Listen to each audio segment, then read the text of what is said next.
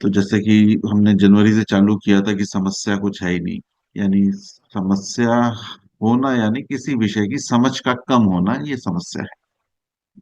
तो इसी विषय में 2-3 दिन से मनन चल रहा था, चिंतन चल रहा था। तो एक थोड़ा सा प्रैक्टिकल हम एक्सपेरिमेंट करके देखते हैं कि अभी जहां भी आप बैठे हैं वहां प्रकाश होगा ना? यस, रोशनी है आपके आसपास? कोई बता पाएंगे? हाँ, आपके आसपास रोशनी है? हाँ जी, जी बिल्कुल श्रीमान है जी। जी। है ना? चलिए। लाइट। हाँ, तो अभी हम थोड़ा सा अपने शरीर को कष्ट देते हैं और इस रोशनी को अंधेरा करना है। हमें अंधेरा करना है कुछ सेकंड के लिए। हम उठें अपनी तरफ से और अंधेरा करना है 1 सेकंड के लिए या 2 सेकंड के लिए। मैं भी उठता हूँ 2 सेकंड के लिए और इसको करता हूँ।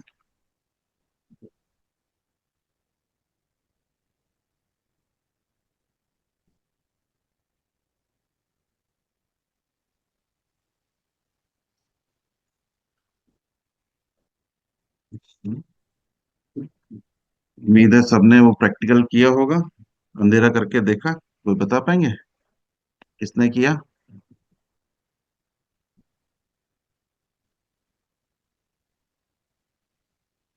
कोई शेयर कर पाएंगे क्या किया, श्रीमान अंधेरा जी। किया?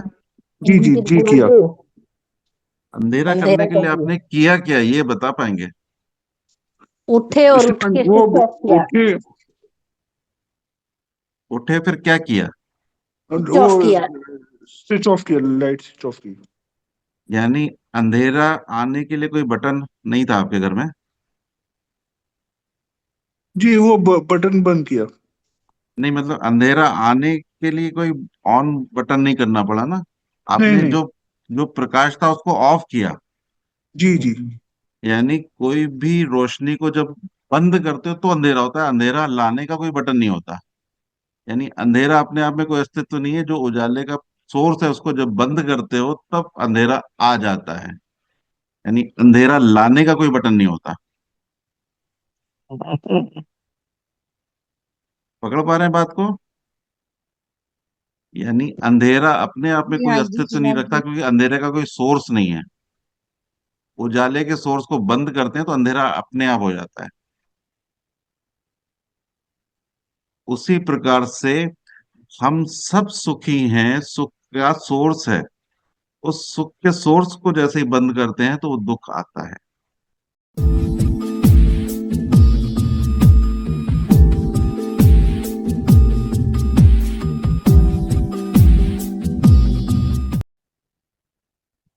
तो सभी जागे हुए जन जो इस समय उपस्थित हैं, जो अपनी निद्रा को पूरी करके इस सफर में फिर शुरू हुए हैं, कुछ पल आंखें बंद करके अपनी जागी अवस्था को और जगाते हैं। अपने समक्ष भगवान को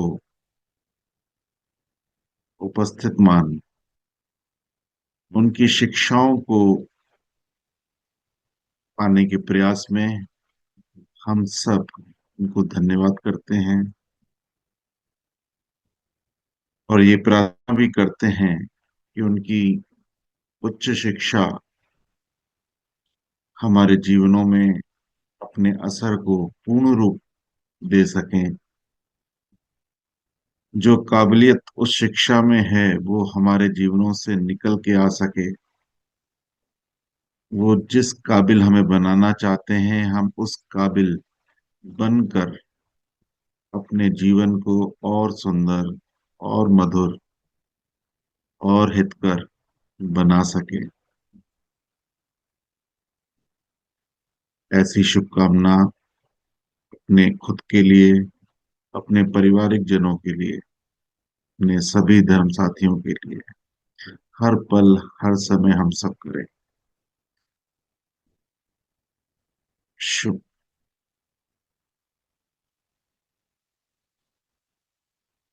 तो आज चिंतन चल रहा था आज के विषय पर। तो एक विचार ये आ रहा था कि हम सब जब आउट ऑफ सिटी कहीं जाते हैं बाई ट्रेन, तो क्या तैयारी चलती है उसके लिए। हम लोग टिकट कराते हैं उस जगह की, और वो दिन आता है, अपने जो जरूरी सामान है वो लेकर उस ट्रेन में बैठते हैं, और उस जगह जो भी हमारे दिन रहते हैं कि 7 दिन रहना है, 3 दिन रहना है, 15 दिन रहना है, उस हिसाब से तैयारी रहती है। और वहां रुक कर फिर वापस हम अपनी जगह पर आ जाते हैं, जो जीवन में जहाँ हमारा परमानेंट घर है वहां पे आ जाते हैं।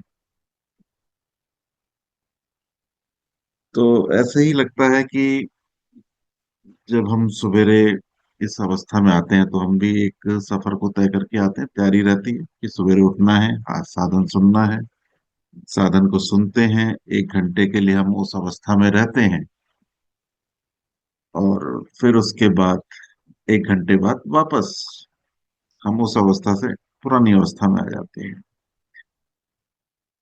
कुछ असर रहता है, कुछ यादें रहती हैं, कुछ बातें रहती हैं जो हमारे मन को प्रसन्न बनाए रहती हैं कुछ पलों के लिए, लेकिन धीरे धीरे दिनचर्या में हम वापस उन चीजों को भूल जाते हैं। ऐसा स्वाभाविक है। मैं इसलिए देख पा रहा हूँ कि मनुष्य का जो स्वभाव रहता है वो सभी में है, मेरे में भी है, आप में भी है, सभी में कॉमन है। हम में से कोई भी अलग नहीं है, हम सब मनुष्य हैं। इसलिए जो मनुष्य के जो नियम हैं या जो भी आज की अवस्था है वो सभी में कॉमन है। किसी में ज्यादा, किसी में कम, किसी में सात्विक बहुत ज्यादा, किसी की, क्योंकि सबके लक्ष्य अपने अपने होते हैं। जब हम टिकट कराते हैं तो हमें मालूम रहता है हमें यहाँ तक जाना है, तो वो हमारी इच्छा के ऊपर डिपेंड करता है कि हम कहाँ की टिकट करा रहे हैं। मेरे को बॉम्बे जाना है, गोवा जाना है, हरिद्वार जाना है, रुड़की जाना है, कहाँ जाना है, हम वहाँ क्या मिलने वाला है उस हिसाब से, जो हमारी उद्देश्य होता है उस हिसाब से हम वहाँ की टिकट करा लेते हैं और वहां जाके हम रहते हैं। लेकिन अगर ये सोचें कि ये जीवन भी एक सफर है, और जिसमें हम चल ही रहे हैं, आज जिस भी उम्र में हैं हम, ये सफर तय करते करते आ रहे हैं, और हर कुछ समय बाद मेरा लक्ष्य बदल रहा है। मैंने कोई चुनाव नहीं किया कि मेरे को इस स्टेशन में उतरना है। स्टेशनों के नाम अगर देखें तो कहीं स्टेशन का नाम परिवार हो सकता है, कहीं धन हो सकता है, कहीं हमारी आवश्यकताएं हो सकती हैं। और उस सफर में हम चलते जा रहे हैं और कई लोगों से मुलाकात करते हैं और उनसे बातचीत भी चलती है सफर में, और उनकी बातें सुनते सुनते हमारे लक्ष्य भी बदलते हैं। उनकी बातें सुनते सुनते हमारे लक्ष्य भी बदलते रहते हैं, और कभी कोई लक्ष्य अच्छा लगता है, फिर कभी कोई लक्ष्य अच्छा लगता है, फिर हम डिसाइड करते हैं नहीं, हाँ यहीं पे उतरना चाहिए। तो इस प्रकार से मनुष्य जो चल रहा है आज की तारीख में, वो इसी प्रकार से चल रहा है। उसने कोई एक लक्ष्य अपना डिसाइड नहीं किया है। जैसे लोग मिलते हैं वैसे ही उसकी धारणा बनती जाती है। जैसा वातावरण मिलता है उसको लगता है हाँ यही लक्ष्य है, यही लक्ष्य है, यही लक्ष्य है। और जब उस स्टेशन में वो पहुंचता है, उतरता है, और जब वहाँ उस समय का नयापन देखता है तो उसे अच्छा लगता है, लेकिन फिर उस नयापन से भी बोर हो जाता है, बोला नहीं ये तो नहीं लक्ष्य हो सकता। फिर वापस नए स्टेशन की तलाश में, नए नए लक्ष्य की तलाश में फिर वो आगे बढ़ जाता है। ऐसे भटकते भटकते भटकते वो पूरी उम्र भर लगभग भटकता ही रहता है, जब तक उसे एक सही गुरु या सही मार्गदर्शक ना मिले कि वो उसको सच्चा लक्ष्य बता सके कि तुम्हारा ये लक्ष्य ही पूर्ण है। इसको जब प्राप्त करोगे तो इसके बाद किसी अन्य लक्ष्य की जरूरत नहीं पड़ेगी। इसको जब तुमने जान लिया, और इसको जब इस स्टेशन में तुम उतर गए, शहर में तुम उतर गए, तो ये शहर ऐसा है जो अब तुम्हें पूर्णता की अवस्था में ले जाएगा, तुम्हें पूर्ण कर देगा। तो हम सब भी ऐसी ही एक यात्रा में हैं, और हम सबका सौभाग्य है कि हमें ऐसे गुरु मिल गए हैं जिन्होंने हमारा जीवन का एक लक्ष्य जो स्पष्ट कर दिया है। उस लक्ष्य के लिए हम सब एक स्थिरता में एक ऐसी जगह पे उतरे हुए हैं जहां उस लक्ष्य के साथ में चल रहे हैं, जी रहे हैं। और हमें समझ में आ गया है कि रास्ता तो यही है, रास्ता यही है, अलग अलग दिशाओं में भटकने से कोई लाभ नहीं। इसी दिशा में चलते चलते हम रोज कुछ ना कुछ ऐसा पाते हैं, और उसको पाने के साथ में, उसको समझने के साथ में अपने जीवन में उतारने का पूरा प्रयास करते हैं। क्योंकि जो समझने की अवस्था रहती है वो ऐसे ही रहती है कि कोई चीज ज्ञान के रूप में पढ़ी जाती है, सुनी जाती है, उसे समझने का प्रयास रहता है, और समझने के प्रयास के बाद जो जीने का प्रयास रहता है वो सबसे मुख्य है। अब जीने के प्रयास में अगर कोई प्रश्न आ रहा है, उन प्रश्नों को पूछ लेना, उनको चर्चा में ले आना, ही वो पूर्णता की अवस्था हमें मिल पाती है। अगर हम प्रश्नों को नहीं पूछते हैं या उन समस्याओं में घिरे रहते हैं, तो वापस फिर हम पुराने स्टेशनों में आ जाते हैं, तो हम उस लक्ष्य तक नहीं पहुंच पाते। क्योंकि कोई चौराहा ऐसा आता ही आता है जहां फिर वही चार रास्ते दिखते हैं, जहां एक रास्ता तो हमें लक्ष्य की तरफ ले ही जा रहा था, लेकिन फिर भी तीन रास्ते फिर वापस दिखते हैं। फिर हम आसान रास्ते को चुन लेते हैं। कभी कभी लक्ष्य जीवन में ऐसा आता है कि वो कुछ दुख भी दे सकता है, कोई कष्ट भी दे सकता है, वो रास्ता पथरीला भी हो सकता है। तो हम कौन सा रास्ता चुनेंगे? जैसे अगर सोच लूं कि मेरे को जाना है कलकत्ता, मेरे को जाना है कलकत्ता, और मालूम पड़ता है कि जो कलकत्ता की रोड चल रही है उसमें कुछ काम चल रहा है, यानी बीच बीच में कहीं ना कहीं कुछ रुकावट आ सकती है, कोई कष्ट आ सकता है, लेकिन आपका लक्ष्य है कलकत्ता जाना। तो वो फिर मालूम पड़ता है कि जो दिल्ली का रास्ता है ना, वो अच्छा है, बहुत सॉफ्ट है, आप जल्दी से आराम से पहुंचोगे दिल्ली। तो हम किस रास्ते को चुनेंगे? अगर हमें स्पष्ट है कि मेरा लक्ष्य कलकत्ता है, मेरे को कलकत्ता ही जाना है, तो भले उसमें कुछ रास्ते में बाधाएं हों, अगर हमें स्पष्टता है तो हम सुविधाओं के चक्कर में दिल्ली नहीं जाएंगे कि हाँ उस रास्ते में गड्ढे नहीं मिलेंगे, क्योंकि वहां जाके मेरा लक्ष्य ही नहीं पूरा होना। ये अगर बिल्कुल स्पष्ट बात हो जाती है, तो ये जो छोटी मोटी रुकावटें आती हैं उस लक्ष्य में, बाधाएं आती हैं, उसको हम सहज ले लेंगे, सहज ले लेंगे, क्योंकि हमें लक्ष्य तक पहुंचना है। हमें वो खुशी ज्यादा महत्वपूर्ण लगेगी कि उस लक्ष्य तक पहुंचना हमारी खुशी है। तो मैं समझता हूँ इससे स्पष्ट हुआ होगा कि आज की तारीख में भगवान देवात्मा ने जो हम सबको लक्ष्य दिया है कि शुभ के मार्ग में चलना है, शुभ ही सोचना है, शुभ ही करना है, और उस बीच में जो भी हमारे चारों जगत हैं, उनके कल्याण के विषय में विचार करते हुए आपका हर कदम उसी दिशा में बढ़े, जिसमें आप एक साधारण मनुष्य से उच्च मनुष्य की श्रेणी में आ सकें, और उच्च मनुष्य की श्रेणी में आने के बाद एक आदर्श मनुष्य के रूप में समाज में उपस्थित हो सकें कि ये आदर्श है मनुष्य का, कि ऐसा जीवन ही मनुष्य के लिए जीने योग्य है, जो आदर्श बन सके, सभी के लिए आदर्श बन सके। जैसा भगवान देवात्मा जी के जीवन को देखकर हम सब जानते हैं कि वो हमारे लिए आदर्श है, ऐसे ही परिवार के लिए मैं आदर्श हूँ, मेरे आसपास के लिए भी मैं आदर्श हूँ। जो भी हम जीवन जी रहे हैं वो अपने आप में पूर्णता की ओर हो, जो भी कर्म हमसे हो रहे हैं वो पूर्ण हो, उसके हर पल शुभ की भाव हो हमारे अंदर, हमारे अंदर जो सात्विक भाव की अ, अ, ऊर्जा है, सात्विक भाव का जो ज्ञान है वो दिखे, वो दर्शन में आए। इसी लक्ष्य के लिए हम इस जगह उपस्थित हैं, उसमें कुछ जानने के लिए, कुछ पाने के लिए। कोई भी प्रश्न आता है तो जरूर हमें पूछना चाहिए, वो हमारी ग्रोथ है।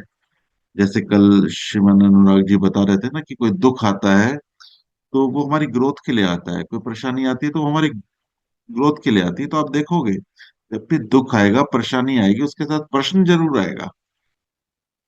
जो प्रश्न है वही हमारे अंदर जिज्ञासा पैदा करता है हमें आगे बढ़ने के लिए।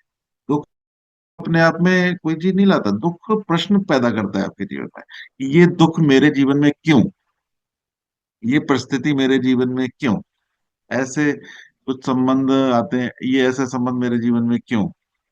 तो ये प्रश्न पैदा होता है, उसके बाद जिज्ञासा पैदा होती है, फिर जिज्ञासा के बाद आपकी खोज चालू होती है। उस खोज की तरफ जब आप जाते हो तब जाके आपका विकास होता है। सिर्फ दुख विकास नहीं है, सिर्फ परेशानी विकास नहीं है।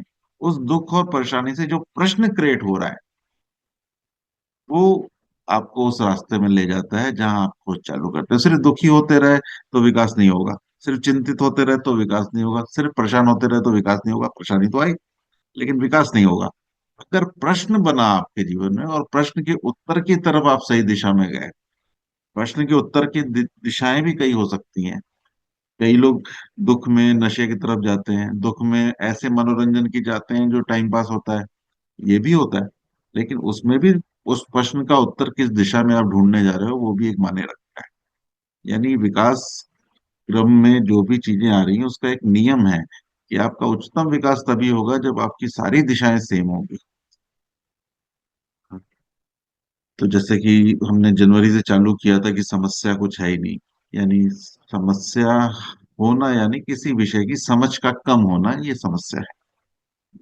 तो इसी विषय में 2-3 दिन से मनन चल रहा था, चिंतन चल रहा था। तो एक थोड़ा सा प्रैक्टिकल हम एक्सपेरिमेंट करके देखते हैं कि अभी जहां भी आप बैठे हैं वहां प्रकाश होगा ना। यस, रोशनी है आपके आसपास?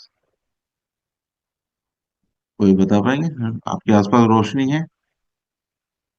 हाँ जी, जी बिल्कुल श्रीमान है जी। जी। है ना? चलिए। I हाँ, तो अभी हम थोड़ा सा अपने शरीर को कष्ट देते हैं और इस रोशनी को अंधेरा करना है। हमें अंधेरा करना है कुछ सेकंड के लिए। हम उठें अपनी तरफ से और अंधेरा करना है 1 सेकंड के लिए या 2 सेकंड के लिए। मैं भी उठता हूँ 2 सेकंड के लिए और इसको करता हूँ।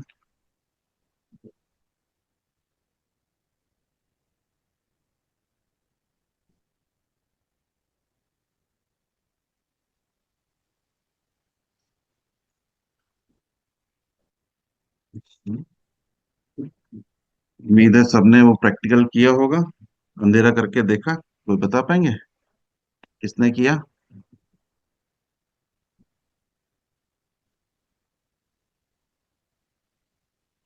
कोई शेयर कर पाएंगे क्या किया, श्रीमान अंधेरा जी। किया? जी जी जी जी बिल्कुल किया। जी। अंधेरा करने अंधेरा के कर लिए दिया, आपने किया क्या, ये बता पाएंगे? उठे और उठ श्रीमान के वो फिर क्या किया? उठे उठे फिर क्या किया? स्विच वो ऑफ किया। स्विच ऑफ किया, लाइट स्विच ऑफ की। यानी अंधेरा आने के लिए कोई बटन नहीं था आपके घर में? जी वो बटन बंद किया। नहीं, मतलब अंधेरा आने के लिए कोई ऑन बटन नहीं करना पड़ा ना? नहीं आपने नहीं। जो जो प्रकाश था उसको ऑफ किया। जी जी यानी कोई भी रोशनी को जब बंद करते हो तो अंधेरा होता है, अंधेरा लाने का कोई बटन नहीं होता। यानी अंधेरा अपने आप में कोई अस्तित्व नहीं है, जो उजाले का सोर्स है उसको जब बंद करते हो तब अंधेरा आ जाता है। यानी अंधेरा लाने का कोई बटन नहीं होता। पकड़ पा रहे हैं बात को? यानी अंधेरा अपने आप में जी कोई हाँ जी अस्तित्व नहीं श्रीमान रखता जी। क्योंकि अंधेरे का कोई सोर्स नहीं है। उजाले के सोर्स को बंद करते हैं तो अंधेरा अपने आप हो जाता है। उसी प्रकार से हम सब सुखी हैं, सुख का सोर्स है। उस सुख के सोर्स को जैसे ही बंद करते हैं तो वो दुख आता है। और अगर देखें तो जो निम्न भाव हैं या जो घृणा है, तो उसको अगर, जैसे बोलते हैं ना भगवान देवात्मा में निम्न भाव नहीं थे, तो कारण क्या था कि उनमें बचपन से ही उच्च भाव की इतनी ज्यादा अधिकता थी कि वो निम्न भाव की रिक्वायर जगह ही नहीं थी, स्पेस ही नहीं था। यानी उच्च भावों का ना होना निम्न भाव को दिखाना है। हमारे जीवन में अगर उच्च भाव, कोई भी निम्न भाव आप देख लेंगे तो उसमें किस उच्च भाव की कमी है जिसके कारण वो निम्न भाव दिख रहा है। इसको हम थोड़ा सा प्रैक्टिकल भी करके देखें अपने जीवन में कि अगर कोई निम्न भाव को हटाना है तो उसके लिए हमें किसी उच्च भाव को पैदा करना पड़ता है। उस उच्च भाव को जितना आप बढ़ाओगे तो देखोगे कि वो निम्न भाव की आने की संभावना ही खत्म हो जाएगी। उस उच्च भाव की कमी के कारण वो निम्न भाव प्रबल होता जाता है। जितना हम उस उच्च भाव की तरफ आगे बढ़ेंगे, उच्च भावों की तरफ आगे बढ़ेंगे, उस उजाले को हमेशा जीवन में महसूस करेंगे। यानी जो भगवान ने हमें शुभ का उजाला दिया है, शुभ का जो उजाला दिया है, उस शुभ के उजाले को सदा आप ऑन रखो, सदा विचारों में यश रखो, तो आप देखेंगे कि वो प्रकाश होगा, तो फिर जो जो निम्न भाव का अंधकार है ना, वो धीरे धीरे खत्म होता जाएगा। इसमें ही थोड़ी सी हमें ज्यादा समझ बढ़ाते जानी है उच्च भावों के प्रति। और जो अभी हम अध्याय पढ़ रहे हैं, जिसमें हम मनुष्य आत्मा और देवात्मा में अंतर को जो पढ़ रहे हैं, उस अंतर को जानने से हमारा जो प्रयास रहना चाहिए, वो दूरियां कम होती जानी चाहिए। हमें उसे एक चैप्टर के रूप में नहीं लेना है कि हमने एक चैप्टर पढ़ लिया, हमने एक अध्याय पढ़ लिया, इस रूप में नहीं लेना है। जैसे हम किसी ट्रेन में रहते हैं ना, तो हम देखते रहते हैं बाद में, अरे कितना टाइम बचा है, अरे कितने किलोमीटर और बचे हैं, कितने किलोमीटर और बचे हैं। ये यात्रा वही है। इस यात्रा में हमारा जो लक्ष्य है वो पूर्णता की ओर है, यानी भगवान देवात्मा की जो पूर्ण अवस्था है उस तरफ हम कितना नजदीक जा सकें, और कितना उनके नजदीक जा सकें, वो सफर चल रहा है हमारा। हम सबके दैनिक प्रयासों में कोशिश वही चल रही है कि कितना हम उस पूर्णता को पा सकें। यानी हर पल उस अंतर को हमें कम करते जाना है। जितने भी हम चैप्टर पढ़ रहे हैं उसको बिल्कुल विस्तार से चिंतन करना है, बाद में पढ़ना है, उस अंतर को कम करने का प्रयास करना है, और आप देखोगे ये होगा, क्योंकि सफर चल रहा है।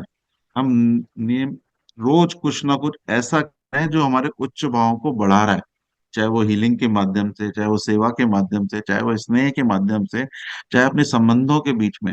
हमारा हर पल आप देखोगे, हमारा हर पल होश बढ़ता जा रहा है, पहले से बेहतर होता जा रहा है, यानी वो अंतर कम हो रहा है। हमारा जो लक्ष्य है ना, हम उस तरफ आगे बढ़ते जा रहे हैं, इसकी हमें खुशी होनी चाहिए, और ये खुशी ही हमें उस सफर का आनंद देगी, कि मैं हर पल अपने निम्न भावों को पीछे छोड़ के उच्च भावों के साथ में, सात्विक भावों के साथ में आगे बढ़ रहा हूँ। उसकी संख्या बढ़ रही है, उस सात्विक भावों की संख्या बढ़ रही है, उनका आधार बढ़ रहा है, उसकी क्लियरिटी बढ़ रही है, उसकी सुंदरता बढ़ रही है, उसका जो जितना भी हमने 3 अध्याय पढ़े हैं उस सबको महसूस करें।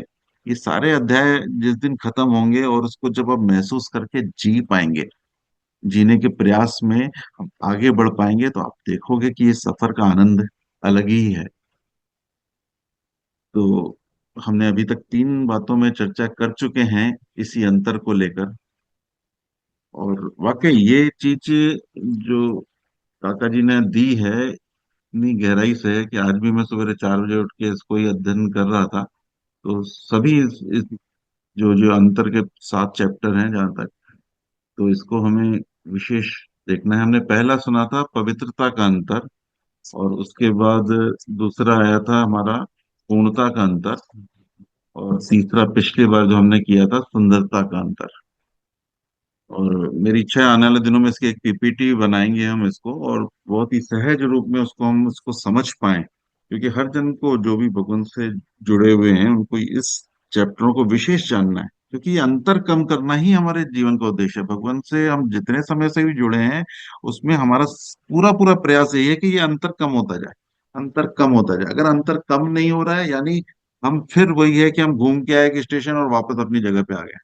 ये सफर वो नहीं है, ये सफर कंटिन्यू है जब तक हम लक्ष्य तक ना पहुंच जाए, उस स्टेशन तक ना पहुंच जाए, और उसकी दूरी हमें दिख रही है, हम महसूस कर पा रहे हैं, और उसका अंतर महसूस कर पा रहे हैं, लेकिन वो किलोमीटर कम होते रहना चाहिए, वो दूरी कम होती रहनी चाहिए। तो आज का जो चैप्टर था वो है आधार का अंतर। हम इस पे थोड़ी सी चर्चा करेंगे, समय थोड़ा सा आज कम है। शुरुआत करते हैं, और प्रयास रहेगा कि हम इसको और कंटिन्यू कर सकें, और इसमें कुछ ना कुछ कार्य कर सकें। कार्य करने का रिजल्ट तभी समझ में आता है कि हम कार्य कर रहे हैं, कि हमें उसमें कुछ उलझने आएंगी, स्वाभाविक रूप से आएंगी, लेकिन उसका अगर प्रश्न हम क्रिएट करते हैं नेक्स्ट साधन में या नेक्स्ट डे में, तो फिर वो प्रश्न का जब उत्तर मिलता है तो हमें सहजता बनती है, हम सहज हो जाते हैं। तो आधार का अंतर उसको पढ़ना शुरू करते हैं। मनुष्य एवं देवात्मा के शुभ व्यवहारों में चौथा अंतर यह है कि देवात्मा के शुभ व्यवहारों का आधार शुभ अनुराग है, और मनुष्य के शुभ से शुभ व्यवहार का आधार सुख अनुराग। सात्विक अनुराग है।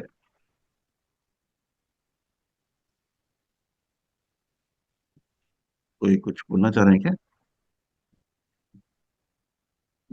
चलिए, एक बार दोबारा पढ़ते हैं इसको। मनुष्य एवं देवात्मा के शुभ व्यवहारों में चौथा अंतर यह है कि देवात्मा के शुभ व्यवहारों का आधार शुभ अनुराग है, और मनुष्य के शुभ से शुभ व्यवहार का आधार सात्विक अनुराग है।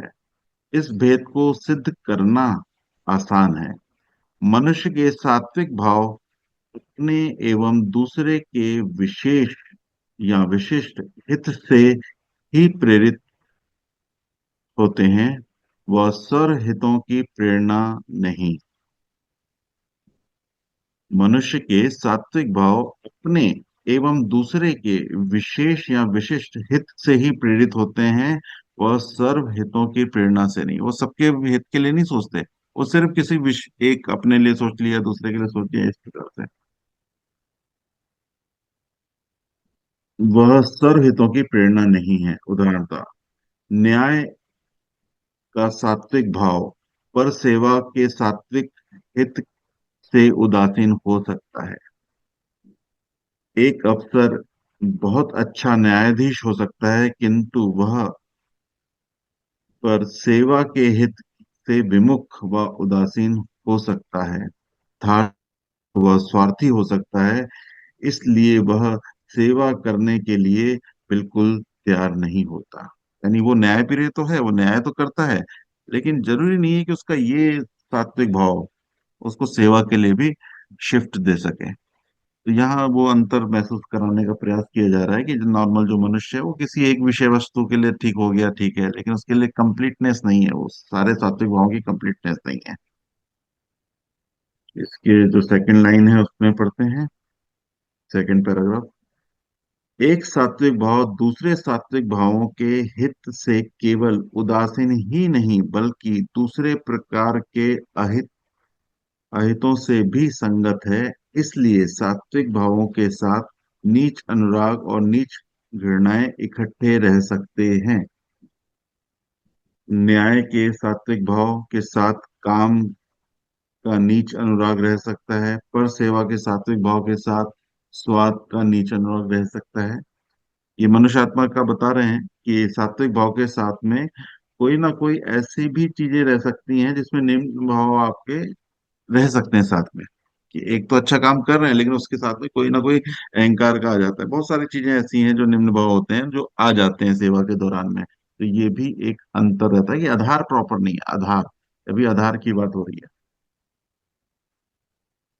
इसलिए मनुष्य के शुभ व्यवहारों में नीच भावों की मिलावट आ जाती है। तो कोई ना कोई स्वाद अनुराग है। कहीं हम गए हैं तो वहाँ भोजन चल रहा है, तो भोजन में क्या बना है। यानी एक तो हम सात्विक भाव से गए हैं कि वहां हमें कुछ चीज मिलने वाली है, लेकिन वहां भोजन का जैसे ही शब्द आया तो भोजन में क्या बना है। अरे ये होता तो अच्छा है, ये होता तो अच्छा है। तो होता है, मेरे में भी ये स्वभाव आता है कि पूछना रहता है, ये बना नहीं बना, ये बना नहीं बना, अरे ये बना है क्या। तो कहीं ना कहीं वो स्वाद भी हमें वो करता है। तो आधार यही बता रहे हैं कि आधार हमारा मिक्स रहता है कहीं ना कहीं। किंतु शुभ अनुराग के साथ नीच अनुराग और नीच घृणाएं संभव नहीं। कारण यह है कि शुभ अनुराग किसी भी शुभ से उदासीन नहीं, संपूर्ण शुभों की प्रेरणा है। इसलिए वह किसी भी अहित को सहन नहीं कर सकता। तो इसमें जो आधारशिला है ना, वो शुभ की अनुराग होना मुख्य बताया गया है कि भगवान में वो शुभ का अनुराग था। इस कारण से बाकी चीजें इंटर ही नहीं कर पाती थी। वो जो अभी बात चल रही थी हमारी कि वो प्रकाश है ना, तो वो अंधेरा इंटर नहीं कर सकता। जिस जगह में प्रकाश होगा उस जगह अंधेरा हो ही नहीं सकता। अंधेरा लाने के लिए आपको प्रकाश को बंद करना पड़े। यानी अगर कोई भी निम्न ऐसा आ रहा है, स्वाद अनुराग आ रहा है, इस टाइप की चीजें आ रही है, यानी अभी हमने उसको प्रॉपर समझा नहीं कि हमें उस अवस्था में किस अवस्था में रहना है, हमारा लक्ष्य क्या है। हमें उस लक्ष्य के साथ सदा रहना है, यानी शुभ अनुराग के साथ हमें सदा रहना है। जब शुभ अनुराग रहेगा तो उसमें फिर नीच अनुराग नहीं इंटर करेगा। आगे अगले पैराग्राफ में पढ़ते हैं इसको। आज हम बीच में कट ले रहे हैं समय की कमी के हिसाब से, जैसे ये चैप्टर कम से कम कंप्लीट हो जाए। इसको आप स्वयं, आपके पास पुस्तक होगी तो पढ़ सकते हैं, या मैं पीपीटी शेयर कर दूंगा उसका पीडीएफ। हम एक और दृष्टि से मनुष्य के सात्विक भाव और देवात्मा के हित अनुराग को स्पष्ट कर सकते हैं। शुभ अनुराग का आधार आत्मा का परम हित है। शुभ अनुरागी वही व्यवहार करता है जो उसके आत्मा के परम हित का साधन हो। वह आत्मा के परम हित को आदर्श बनाता है। वह भिन्न भिन्न व्यवहारों को इस तराजू में परतौलता है कि कहाँ तक वे अपने और दूसरे का आत्म परम हित करने में सहायक हो। सात्विक अनुराग में यह गुण नहीं। उसके निर्णय की कसौटी केवल विशेष एवं सीमित प्रकार के हित हैं, आत्मा का परम हित नहीं है। अधिकतर होता क्या है कि हम सात्विक भाव में जब जीते हैं, सात्विक अनुराग में जीते हैं, तो हमें एक लगता है कि हम अपने लक्ष्य को टच कर लिए। ये एक बहुत बड़ा कंफ्यूजन है। हम कहीं रुक जाते हैं ना, तो उसका कारण भी मेरे को यही लगता है कि हमें लगता है कि नहीं, हम तो पहुंच गए एक अवस्था तक। लेकिन यहाँ ही भगवान वही चीज बता रहे हैं कि जब हम शुभ के अनुराग में चलते हैं, शुभ का अनुराग आत्मा का परम हित है। यानी हर पल शुभ के अनुराग, शुभ का अनुराग से ही मतलब वो है कि उसके बिना हमें कुछ अच्छा ही नहीं लगता। जहाँ सर्व शुभ नहीं है, सबका शुभ नहीं है, मैं वहां नहीं खड़ा हो सकता। ये जिस दिन मेरा भाव कंप्लीट हो जाएगा, 100% हो जाएगा, मजबूत हो जाएगा कि जहाँ सबका हित नहीं है वहां मेरा मतलब नहीं है, तो उसी में मेरे आत्मा का परम हित है जब मैं शुभ के अनुराग में जीता हूँ। और जहां मैं रुक जाता हूँ कि मैं सात्विक हो गया, तो वहां बस वही गड़बड़ है। वहां वहां पर ही हम उस अंतर को ना समझ पाने के कारण हम उस जगह रुक जाते हैं, और वो अंतर हमेशा के लिए बना रहता है। हम आगे बढ़ नहीं पाते। तो वहीं आगे बढ़ने की जरूरत है कि हमें देखना है कि हमें सात्विक भावों के साथ निम्न अनुराग कोई आ रहा है क्या, कोई स्वाद अनुराग या कुछ भी ऐसी चीजें जो भी हमारे आत्मा के लिए हितकारी नहीं है, उस चीज को पकड़ना है। हमें शुभ की दिशा में और आगे बढ़ना है। हमारा लक्ष्य शुभ अनुराग है कि हमें शुभ में ही रहना है, तो इसमें रुकना नहीं है। इसको आगे देखते हैं।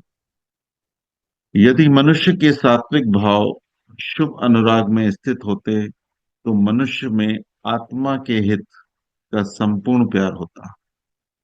समझिएगा, यदि मनुष्य के सात्विक भाव शुभ अनुराग में स्थित होते तो मनुष्य में आत्मा के हित का संपूर्ण प्यार होता।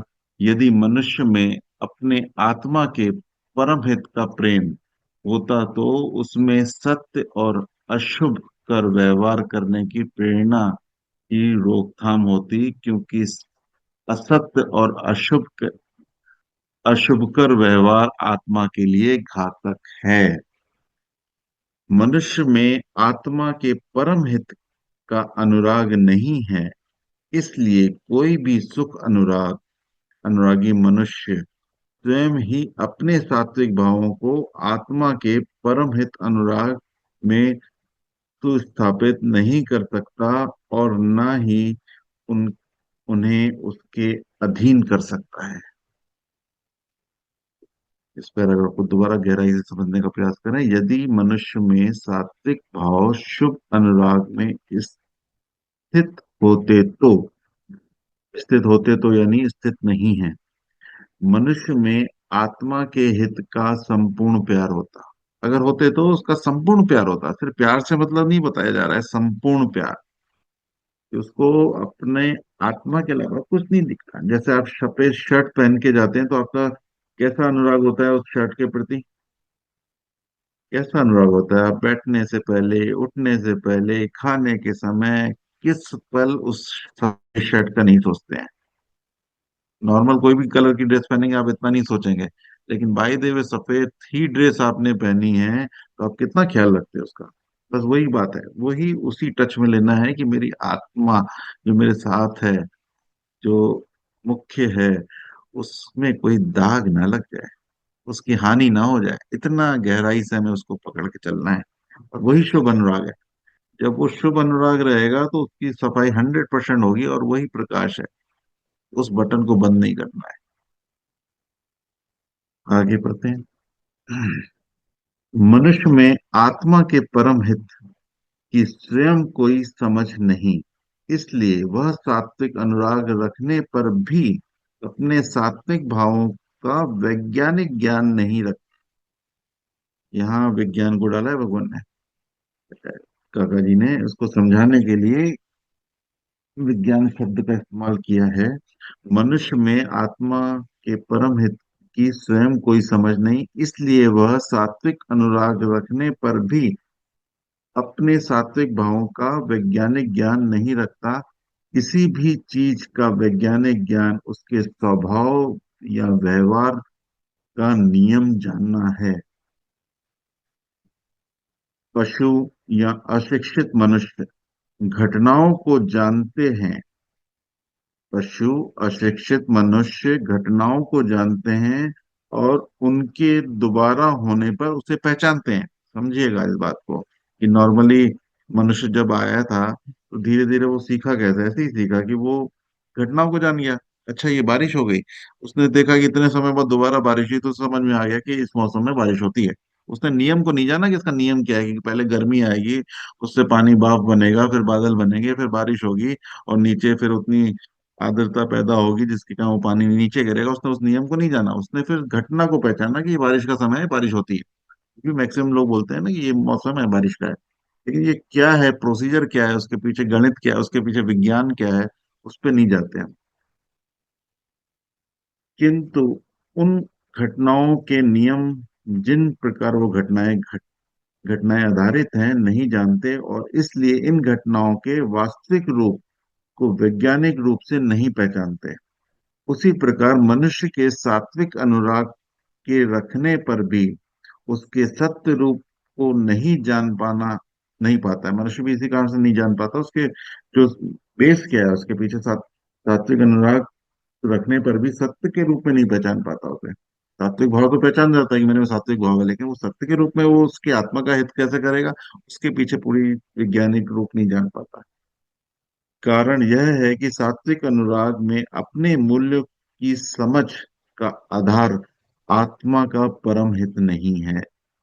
कारण यही है कि सात्विक अनुराग में वो अपने मूल्य की समझ का आधार, उसके की मूल्य का आधार आत्मा का ही परम हित है। मतलब वो सात्विक का कारण यही है कि उसमें भी आत्मा का परम हित हो रहा है, लेकिन उसकी जो अज्ञानता है, सिर्फ सात्विक भाव की पूरकता को उसने पूर्ण समझ लिया है, इसलिए निम्न भाव उसकी आत्मा तक वो प्रॉपर नहीं पहुंचा पाते। उसकी आत्मा तक जो ग्रोथ होनी चाहिए वो प्रॉपर नहीं पहुंच पाती।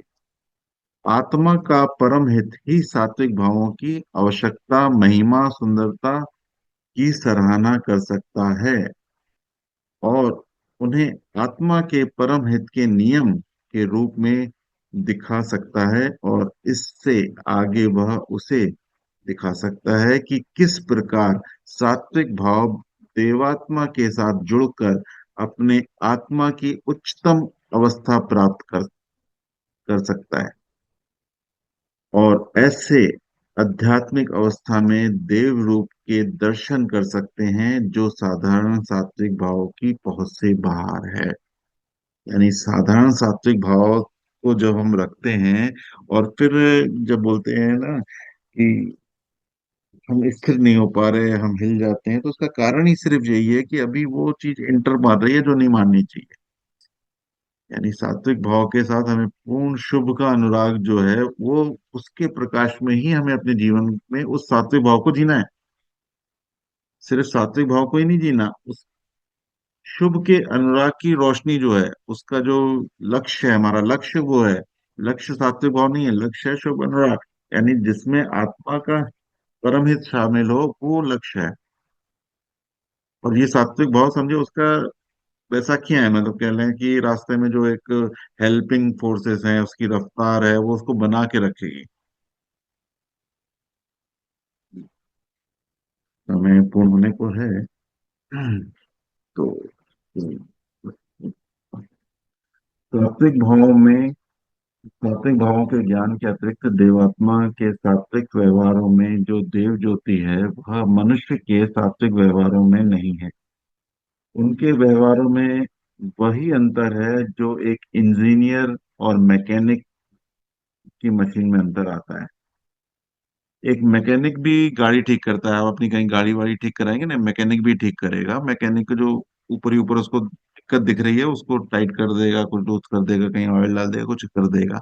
लेकिन उसी गाड़ी को जब इंजीनियर ठीक करता है तो उसके पीछे वो बेसिक कारणों को देखता है कि ये कारण पैदा कहाँ से हुई, क्यों हुई। समस्या दोनों में सॉल्व हो रही है, लेकिन इंजीनियर का दृष्टिकोण अलग है और मैकेनिक का दृष्टिकोण अलग है। उसकी जो डेप्थ है वो अलग है, उसकी आधारशिला अलग है। उसको जांचने की आधारशिला इंजीनियर की ज्यादा बेस्ट है, मैकेनिक को तो टेम्परेरी प्रॉब्लम दिख रही है। तो यहाँ काका जी भी यही समझाने का प्रयास कर रहे हैं कि नॉर्मली हम वैज्ञानिक दृष्टिकोण से जब नहीं देख पाते तो हम ऊपर ही ऊपर तो अपने सात्विक भाव से अपने को वेल मेंटेन कर लेते हैं कि हाँ ठीक है, मेरे को भी श्रद्धा रखनी है, अभी कृतज्ञता रखनी है, अभी धन्यवाद देना। ये चीज है, बेसिक है। लेकिन उसके पीछे जो बाकी चीजें बताई हैं उसको जब वैज्ञानिक दृष्टिकोण से देखेंगे ना, तो वो समझ में आएगा कि अभी इसमें शुभ के आधार की कमी है। इसमें कहीं ना कहीं हम स्वार्थ देख रहे हैं, उसको सेटिस्फाइड करने के लिए ये व्यवहार कर रहे हैं। कुछ भी ऐसी चीज रहेंगी जो ऊपर ही टेम्परेरी हम ठीक करते हैं, उसको वैज्ञानिक दृष्टिकोण से नहीं देख सकते। तो आज का समय पूर्ण हुआ है, लेकिन ये वाला चैप्टर अभी पूर्ण नहीं हुआ है, अभी उसमें एक डेढ़ पेज बाकी है। तो प्रयास रहेगा कि इसको हम पूर्ण करें आगे आने वाले दिनों में।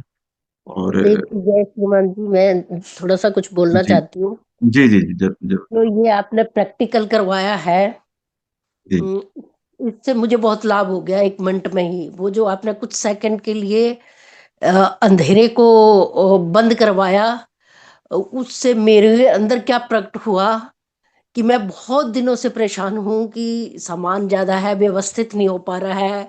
क्या आलस की वजह से है, कुछ शरीर अब उतना साथ नहीं देता है। तो मैं बहुत परेशान थी, लेकिन 1 मिनट में जो ये आपने प्रैक्टिकल करवाया, मेरे अंदर ये भावना जागी है कि जो जितना भी फालतू सामान है इसको निकालो। मतलब जिसको मैं बहुत टाइम से सोच रही थी कि इस अंधेरे को मैं अगर मिटाऊंगी तभी तो उजाले में आऊंगी। तो जी मेरे जी। को बहुत इस प्रैक्टिकल से बहुत लाभ हुआ, जिससे मैं बहुत दिनों से जूझ रही थी, लेकिन वो कहते हैं ना, वो स्विच ऑफ नहीं हो रहा, ऑन नहीं हो रहा था मेरा। तो वो उससे मेरा स्विच ऑन हो गया आज आपके इतने से प्रैक्टिकल करवाने से। और मैं उठी थी हाँ तुरंत, मैंने किया भी था। और मैंने फिर उसके अनुभव को भी पहचाना कि कहाँ मेरे अंदर उजाले को मैंने कहाँ बंद किया हुआ है, कि वो जी अंधेरा जी। छाया हुआ है। हम्म। तो सभी आपका के बहुत बहुत जीवन में हमारे, धन्यवाद। हम शुभ सभी के हो। जीवन में उजाला ही उजाला है, बस किसी न किसी विचारों के कारण हम उस उजाले को बंद कर देते हैं। ज्ञान का प्रकाश चल ही रहा है, भगवान के ज्ञान हमें मिल ही रहा है, हम उसको जान ही रहे हैं, समझ चुके हैं, बल्कि जान क्या रहे हैं, समझ चुके हैं कि हमें शुभ के साथ ही रहना है। वो शुभ का प्रकाश है एक्चुअली। वो प्रकाश जब हम भूलेंगे, जब उसको समझो अनदेखा करेंगे, जैसे बाहर रोशनी हो, हम सारे दरवाजे बंद कर दें, रोशनी बंद हो गई। लेकिन रोशनी बंद हो गई क्या, हमने दरवाजे बंद कर दिए, रोशनी नहीं बंद हुई। बस उसका होश अगर हमें रहेगा तो हम उस दिशा में आगे बढ़ते जाएंगे। चलिए धन्यवाद। और इसी प्रकार से अपने भाव प्रकाश हमें व्यक्त करने चाहिए, बल्कि 10 मिनट का आने वाले दिनों में सेशन ही ऐसा रखना चाहिए, किसी को कोई प्रश्न है वो पूछ सके, किसी का कोई भाव प्रकाश है वो कर सके। तो एक दूसरे की जब हम जानते हैं तो हमारे, ये सभी की समस्या है, जो बहन जी की समस्या है उनकी समस्या नहीं है, कि हम सब मनुष्य हैं। हमें लगता है ये समस्या मेरी है, ये हर मनुष्य की है। 700 करोड़ जो संख्या है ना, सभी की ये समस्या है। सभी सामान इकट्ठा कर रहे हैं, सभी उस सामानों से भी परेशान है, उसको छोड़ भी नहीं पा रहे, सभी की समस्या है। इसलिए इसलिए दुखी नहीं होना है कि ये मेरी समस्या है। मनुष्य में अज्ञानता में ये चीजें आएंगी ही आएंगी। भगवान ने ही बताया ना, ये तो नियम है। सुख उस सुख की तरफ भागेगा भागेगा अन्य से। अभी लक्ष्य डिसाइड नहीं है, लक्ष्य की ही दिक्कत है। लक्ष्य जिस दिन क्लियर हो गया मनुष्य को, अपना लक्ष्य, पूरे मनुष्य जाति को, तो इस संसार की दिशा ही अलग होगी जो भगवान चाहते हैं। चलिए धन्यवाद, शुभ हो सबका। श्रीमान जी आज आगे। सुबह से 4 बजे का जो मैंने आज निज का साधन किया था उसमें मैंने यही लिखा है कि मैं इससे कैसे छुटकारा पाऊं, तो मैं उसके लिए रोशनी मांगी रही थी कि आपने रोशनी आपके माध्यम से मिल गई मुझे। धन्यवाद।